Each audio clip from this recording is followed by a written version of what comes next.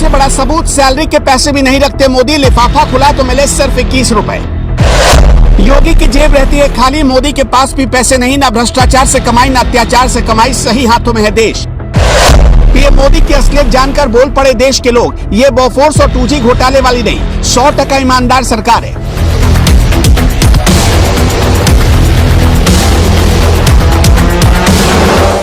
एक दौर था जब प्रधानमंत्री का सूट बूट लॉन्ड्री के लिए विदेशों में जाता था। एक दौर आया जब राज्य का एक मुख्यमंत्री विक्टोरिया वाली बग्गी से चलता था। एक दौर तब भी आया जब ताबूत तक में प्रधानमंत्री घोटाले कर लिया करते थे।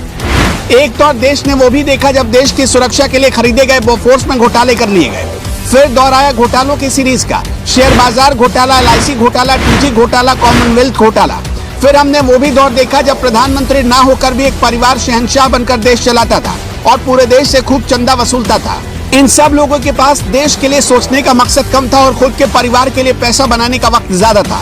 वो अपनी तिजोरी भरते चले गए और देश की तिजोरी खाली होती गई। लेकिन फिर देश में एक ऐसा प्रधानमंत्री आए जिन्होंने अपना खजाना भी देश के लिए दान कर दिया। वो अपनी सैलरी भी अपने पास नहीं रखते और वो नेता नरेंद्र मोदी है।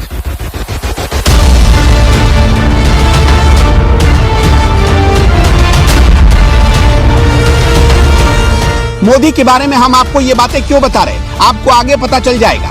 लेकिन उससे पहले एक बात बताना चाहेंगे। पीएम मोदी जब गुजरात के मुख्यमंत्री की कुर्सी छोड़कर दिल्ली में पीएम पद ग्रहण करने के लिए आ रहे थे तो अपने साथ एक भी रुपए लेकर नहीं आए, जबकि गुजरात के मुख्यमंत्री के तौर पर उन्हें अच्छी खासी सैलरी मिली। तो इन पैसों का मोदी ने किया क्या? उन्होंने अपनी सिक्योरिटी, कर्मचारी, चपरासी, रसोइयों में बांट दिया।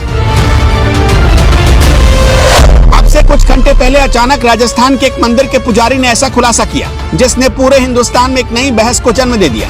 कुछ लोग इसका मजाक उड़ाने लगे और मोदी विरोधियों को जैसे बसंत बहार की तरह मौसम मिल गया हुड़कचुल मचाने का।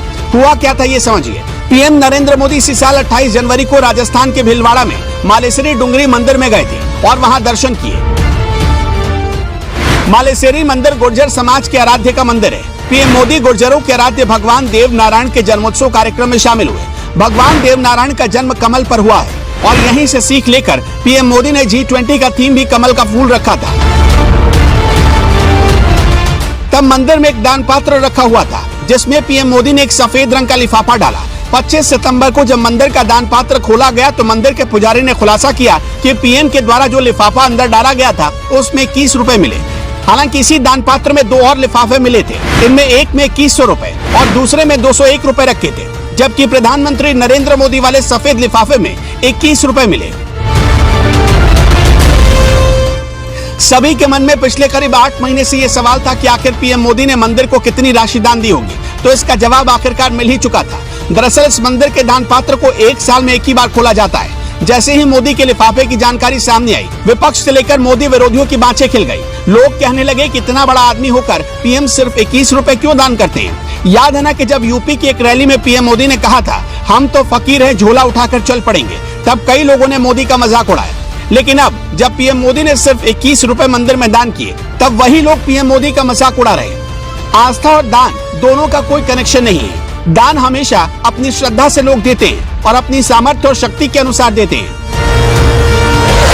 दरअसल मोदी के आगे पीछे कोई नहीं, उनको अपने लिए खजाना भरना नहीं है। इसलिए जिन लोगों ने जिंदगी भर अपना और अपने लाडले राजकुमार के लिए खजाना भरा हो, उन्हें मंदिर में दान किए गए 21 रुपए तो कम लगेंगे ही। मोदी की तरह योगी भी है।